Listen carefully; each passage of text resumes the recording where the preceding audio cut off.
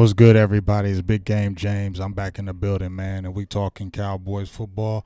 And you know what we talking about today? We talking about defense. Defense is my favorite subject. Defense is my favorite thing. I love defense. Without defense, don't feel like you're going to be functional in the NFL or anything that you try to do. Defense wins championships. Offense sells tickets. Defense wins championships. That's always been my motto, and that's what I'm going to stand by. But guess what? The Cowboys had a really good defense coming into last year from 2021. From 2022 to 2021, it was a whole different level. And we can put a lot of that on Mr. Dan Quinn. He came in, really changed everything. They were number one in turnovers, had over like 20 interceptions, I believe. Sack game was a lot better. We saw what he did with Michael Parsons, and we just saw the resurgence of the defense. Osa Ogadazua, a lot of guys that came from that draft of 2021 really stepped up. And there was one guy in particular that saw a little bit of action early, but lost his way kind of at the end. I think is going to be a big factor for the Cowboys, has to be a big factor, I should say, for the Cowboys this year if they want to continue to have this defensive rise. And that sixth-round draft pick of last year, Quinton Bohanna. Now, actually, I was supposed to have Q on the show, Big Bo on the show. We talked numerous of times. Hopefully, he can still come on the show. So if you see this video, Q, I still want you on there. But, yeah, we talked back and forth plenty of times. We actually had him on the show, and it was about to go through, but it had some technical difficulties. So as I said before, hopefully we can try to make that happen. But if you see this video, check it out, Q, and see what we got to say. But as I said before, man, I think when you look at the defense as a whole, and you look at the additions that the Cowboys have, they didn't really bring anybody in new as far as free agency, especially on the defensive side. You lost a Randy Gregory. You really didn't lose too much else. But you did lose Brent Urban. He just signed with the Baltimore Ravens. Shout out to him going back over to the Ravens. But you didn't really add in that middle. Now there's still time to get a addition, but I believe there's only $10 million in the books right now with all the rookies being signed up, except maybe one. They did draft John Ridgeway, who I like, from Arkansas, 6'4", 335-pound record. He's strictly a 0-1 tech, and that's good. But he's still a rookie. They don't have anybody else in the building that's a true one tech. Gallimore plays it, but we don't like when he plays it. He played it better. The defense was better when he played it, but that's not his true position. You take away from him being that 3 tech. Tristan Hill, he's a 3. You got Carlos Watkins, who you brought back in the building. He's still a 300-pounder. You don't have any true one techs besides a John Ridgeway or a Quinton Bohanna, and Ridgeway is a rookie. This is going to be Bohanna's second year. So to me, if the defense wants to go to another level, Bohanna's got to be a guy that's got to be able to step up, and he's got to be able to take his game to the next level, be able to hold the point of attack, be able to keep these blockers, these linemen off these linebackers, and be able to push that pocket and to be able to stuff that run. Cowboys still gave over 100 yards in defense last year, over 100 yards rushing. Let's look at a few things since I've been doing all this talking. Let's get over here.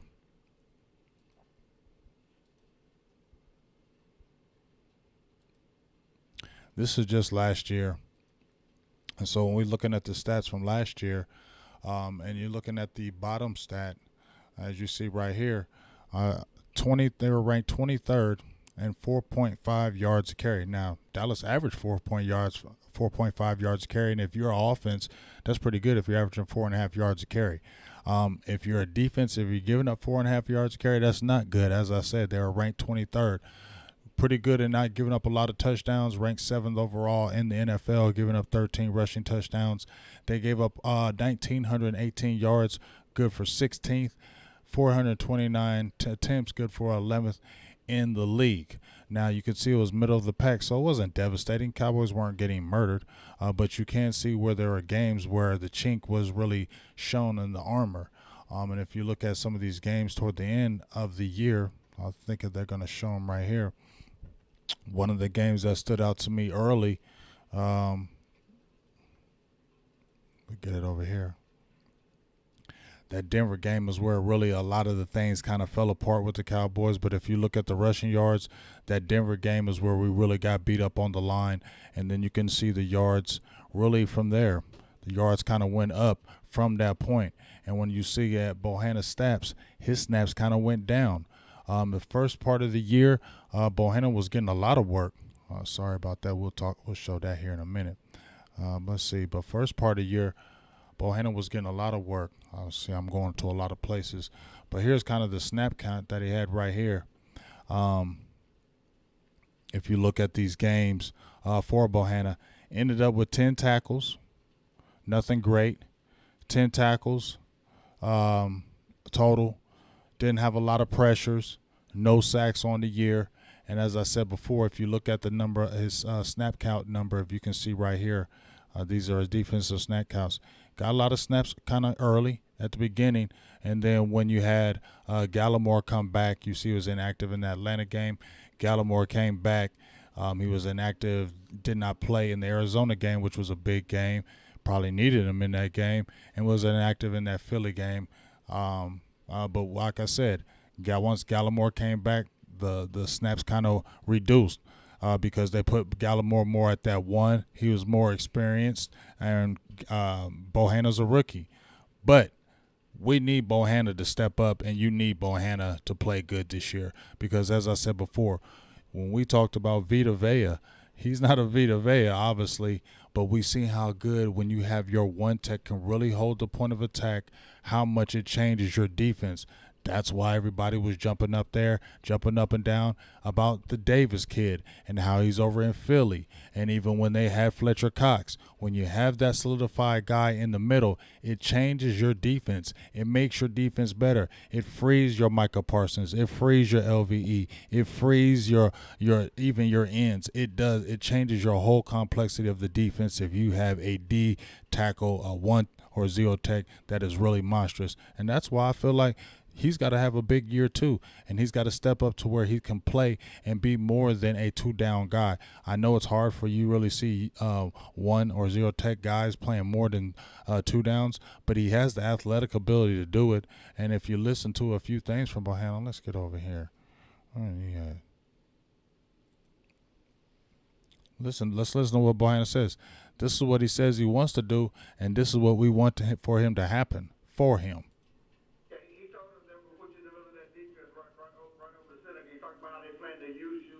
This is rookie year. Just what he said. This my job. This is what I've been doing so far these first 2 days of camp. And that's what I take pride in, being right there, beating up on centers and, letting people behind me run free and make plays. Is that hard to take that as an accomplishment, right? That you're there to hold people up for other guys to make the plays? Oh, no, that ain't hard to take. That ain't a hard thing for me to do. Or I don't look at it as a bad thing. Like, that's a good thing. The team and the coaches know my value and what I can do. And I know in the same way I can go make plays myself. I got some athleticism where I can go penetrate and make plays in the backfield when needed. So I take pride in this job. That's what I do. Like, this is my body type. This is my position. So ain't no bad to me. Now you heard that. Ain't no bad to it to him. What you want him to do is stay low. You know what I'm saying? Ain't no bad to him. As you can see, here's a little bit of his Kentucky take.